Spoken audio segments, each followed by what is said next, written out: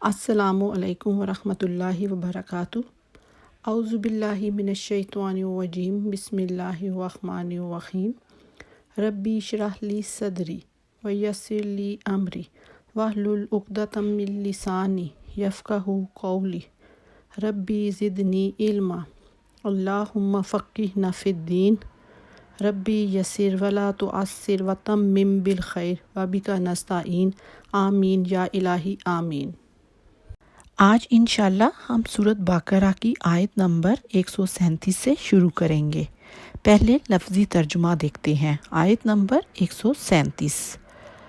فَإِنْ آمَنُوا، پس اگر وہ سب ایمان لائیں، بِمِثْلِ مَا، اس کی مثل جو، آمنتم بِہِ، تم ایمان لائے ہو اس پر، فقط تو یقیناً، اہتدوا، وہ سب ہدایت پا گئے، وَإِنْ تَوَلَّوْا، اور اگر وہ سب انحراف کریں، فَإِنَّمَا، تو بے شک، ہم وہ سب، فی شقاق، ضد میں ہیں، فَسَيَكْفِيكَهُمْ، پس ان قریب کافی ہوگا تجھے ان سے، اللہ، اللہ تعالی، اور هو السمیع العلیم، وہی سننے والا جاننے والا ہے۔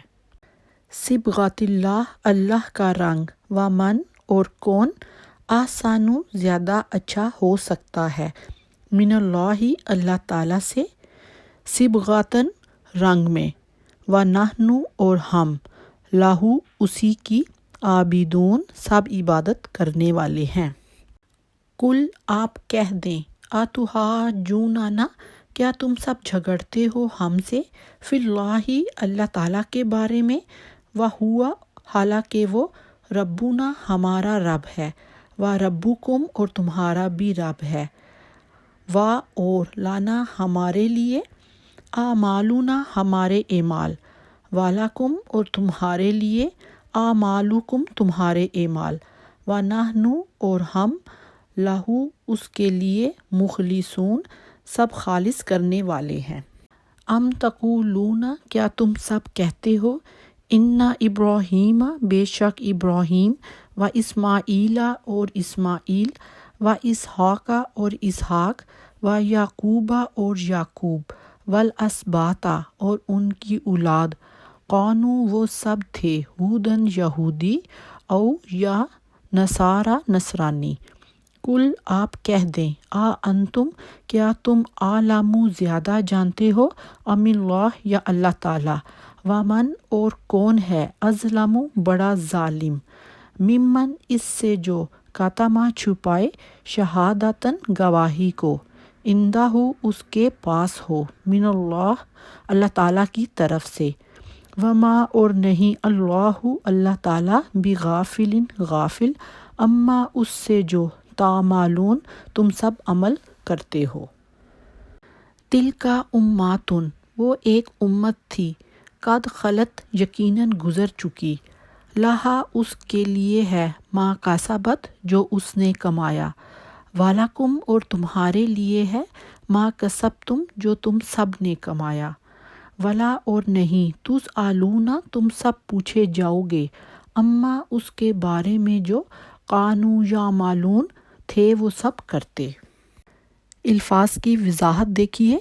آیت نمبر 137 ہے، آمنو، الف میم نون، اور پھر اس کے بعد دیکھیے، امنتم، سیم روٹ ورڈ ہے، تولو، واو لام یا، شقاق، شین قاف قاف، اس کا روٹ ورڈ ہے۔ آیت نمبر 138 ہے، صبغۃ، صاد با غین، اس کا روٹ ورڈ ہے، صبغۃً، دوبارہ آ گیا، سیم میننگ اور سیم روٹ ورڈ۔ عابدون، عین با دال۔ آیت نمبر 139 ہے، اتحاجوننا، ہا جیم جیم، اعمالنا، عین میم لام، اور پھر اعمالکم، عین میم لام، مطلب سیم روٹ ورڈ۔ مخلصون، خا لام صاد، اخلاص، خالص، اسی روٹ ورڈ کے ساتھ آتا ہے۔ آیت نمبر 140 ہے، تقولون، قاف واو لام، عالم، عین لام میم، अज़लम ज़ोलाम मीम, शहादतन शीन हाद दाल। शहीद आपने सुना होगा गवाह को कहते हैं, गवाही को कहती हैं। फिर इसी तरह तामालून दोबारा आया, आइन मीम लाम। आयत नंबर 141 है उम्मतुन अलिफ मीम मीम, और ये आयत हम पहले भी पढ़ चुके। कासाबत पिछले लेसन में हमने पढ़ा, तुस आलूना ये भी पढ़ा था, और फिर आखिरी वर्ड है या मालून, आइन मीम लाम। अल्हम्दुलिल्लाह आज हमारा पहला पारा मुकम्मल हो गया है। अल्लाह ताला की तौफीक के साथ हम कुरान का एक हिस्सा मुकम्मल कर चुके। अल्लाह ताला हमारी ज़िंदगी को बहुत बरकतों वाला करे और इसका पढ़ना और इस पर अमल करना, और अल्लाह ताला हमें इस बात की तौफीक दे कि हम इसका हक़ अदा करने वाले बने और इसको पढ़ के इसका पैगाम दूसरों तक पहुंचा सकें। अल्लाह ताला इस इल्म को हमारे वालिदैन के लिए, असातिज़ा के लिए बेहतरीन सदका जारिया बना दे। आमीन सुम्मा आमीन। रब्बी शरह ली सदरी वयस्सिर ली अमरी वहलुल उक़दतम मिन लिसानी यफ़क़हू क़ौली। अस्सलामु अलैकुम वरहमतुल्लाहि वबरकातुहू। आज इंशाल्लाह हमारी पहली मंजिल, पहली सीढ़ी मुकम्मल हो गई। अल्लाह ताला इसी तरह से हमें ये तौफीक अता करे कि हम 30 मंजिलें भी आसानी के साथ मुकम्मल कर सकें। आमीन सुम्मा आमीन। आज इंशाल्लाह हम आयत नंबर 137 से देखेंगे और देखेंगे कि इसमें अल्लाह सुब्हाना ताला क्या फरमाते हैं। आयत नंबर 137, बस अगर वो सब ईमान लाएं इसकी मिसल जो तुम ईमान लाए हो इस पर, तो यकीनन वो सब हदायत पा गए, और अगर वो सब इनहिराफ करें तो बेशक वो सब ज़िद में है।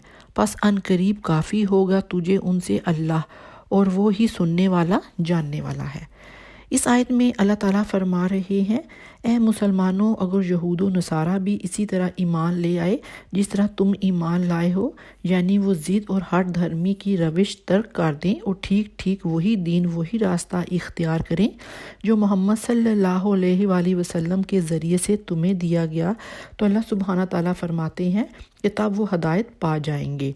और अगर वो पीठ मोड़ लें फिर वही हैं जो ज़िद पर हैं, और अगर वो ईमान नहीं लाते तो उसके मानी ये हैं कि वो हट धर्मी और ज़िद में मुब्तला हो चुके हैं और दुश्मनी और मुखालफत में खड़े हुए हैं। अल्लाह सुब्हाना ताला फरमाते हैं कि ए नबी सल्लल्लाहु अलैहि वसल्लम, आपके लिए उनके मुकाबले में अल्लाह ही काफ़ी है। आप फ़िक्र ना करें, आप कंप्रोमाइज़ की किसी दावत की तरफ तवज्जो ही ना करें। कुछ दो और कुछ लो का मामला आप बिल्कुल भी ना सोचें। आप उनकी मुखालफतों से परेशान ना हों और उनकी धमकियों का कोई भी असर ना कबूल करें। अल्लाह सुब्हाना ताला आपकी हमायत के लिए इन सब के मुकाबले में काफ़ी है।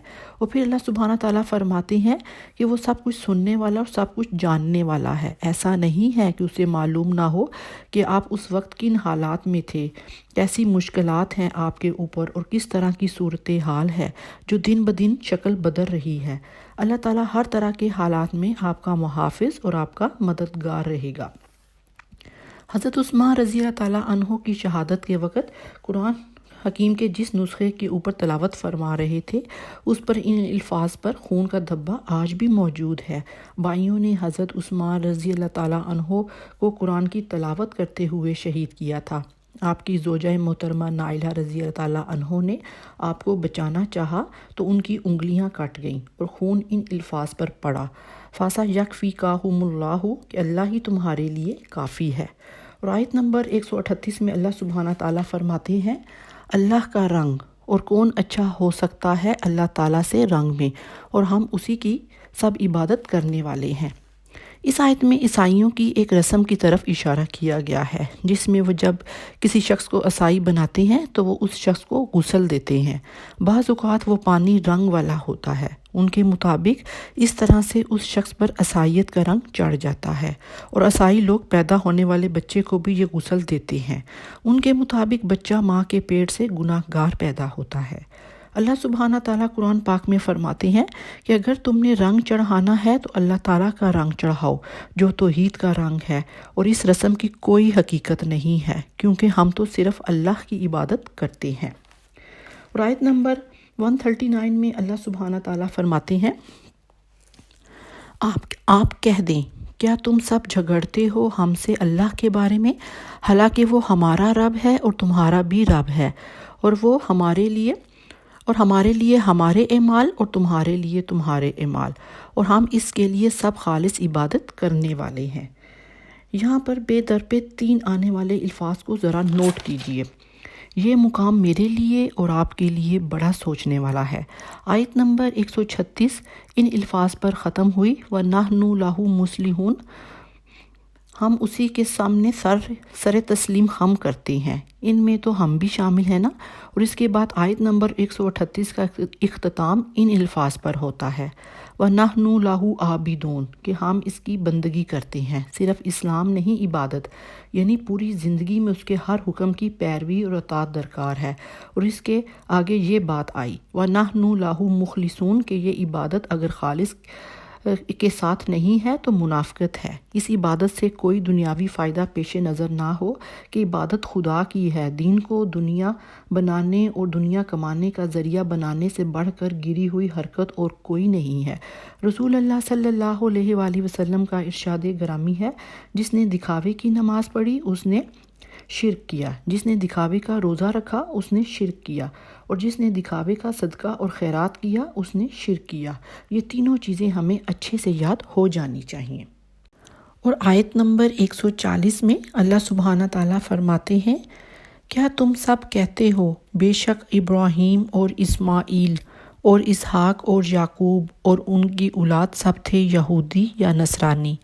آپ کہہ دیں، کیا تم زیادہ جانتے ہو یا اللہ؟ اور کون ہے بڑا ظالم اس سے جو چھپائے گواہی کو جو اس کے پاس ہو اللہ کی طرف سے، اور نہیں اللہ غافل اس سے جو تم سب عمل کرتے ہو۔ اسحاق، یعقوب، یوسف، موسیٰ اور عیسیٰ علیہ السلام کون تھے؟ یہی بات آج مسلمانوں کو بھی سوچنی چاہیے کہ رسول اللہ صلی اللہ علیہ وآلہ وسلم اور آپ کے اصحاب دیوبندی تھے، بریلوی تھے، اہل حدیث تھے یا شیعہ تھے؟ اللہ تعالیٰ کے سامنے اخلاص کا تقاضا یہ ہے کہ ان تقسیموں سے بالا تر ہو کر سوچا جائے۔ ٹھیک ہے، ایک شخص کسی فقہی مسلک کی پیروی کر رہا ہے، لیکن اس مسلک کو اپنی شناخت بنا لینا، اسے دین پر مقدم رکھنا، اس مسلک ہی کے لیے ساری محنت مشقت کرنا، دوڑ بھاگ کرنا اور اسی کی دعوت اور تبلیغ کرنا دین کی اصل حقیقت اور روح کے یکسر خلاف ہے۔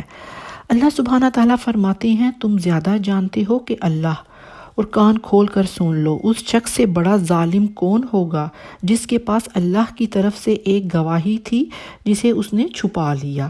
علماء یہود یہ جانتے تھے کہ محمد صلی اللہ علیہ وآلہ وسلم اللہ کے رسول ہیں جن کے وہ منتظر بھی تھے، لیکن وہ اس گواہی کو چھپائے بیٹھے تھے۔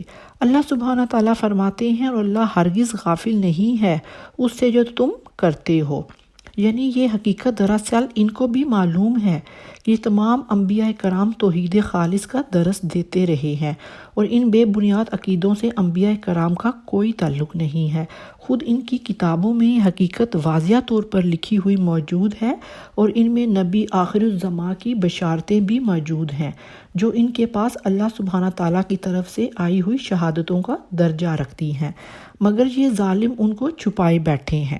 اور آیت نمبر 141 میں اللہ سبحانہ تعالیٰ فرماتے ہیں، وہ ایک امت تھی یقیناً گزر چکی، اس کے لیے ہے جو اس نے کمایا، اور تمہارے لیے ہے جو تم سب نے کمایا، اور نہیں تم سب پوچھے جاؤ گے اس کے بارے میں جو تھے وہ سب کرتے۔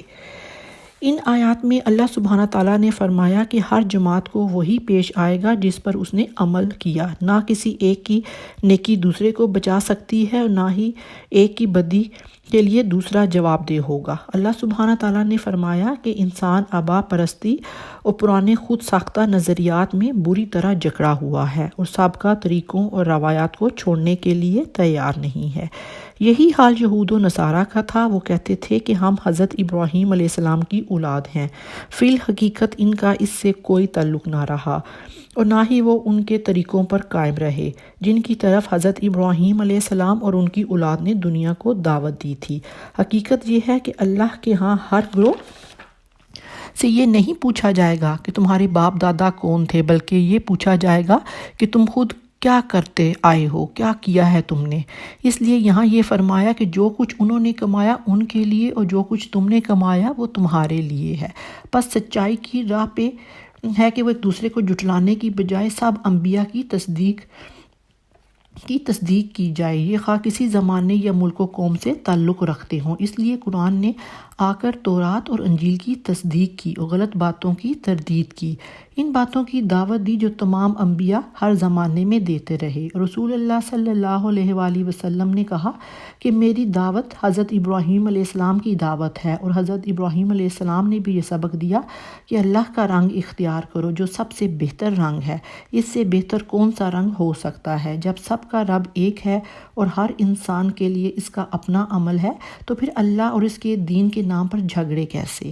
کیوں ایک گروہ دوسرے گروہ کا دشمن ہے؟ کیوں ایک انسان دوسرے انسان سے نفرت کرتا ہے؟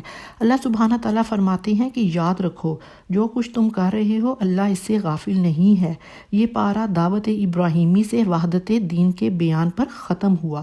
اس بات کو اچھے سے سمجھ لینا چاہیے کہ عقیدہ توحید سے ہماری زندگی خوبصورت ہو سکتی ہے، اور ہمیں نیک عمل کرنے کو اپنی زندگی کا مقصد بنانا چاہیے۔ کسی دوسرے کے عمل ہمارے کام نہیں آئیں گے، اس بات کو ہمیں اچھے سے سمجھ لینا چاہیے۔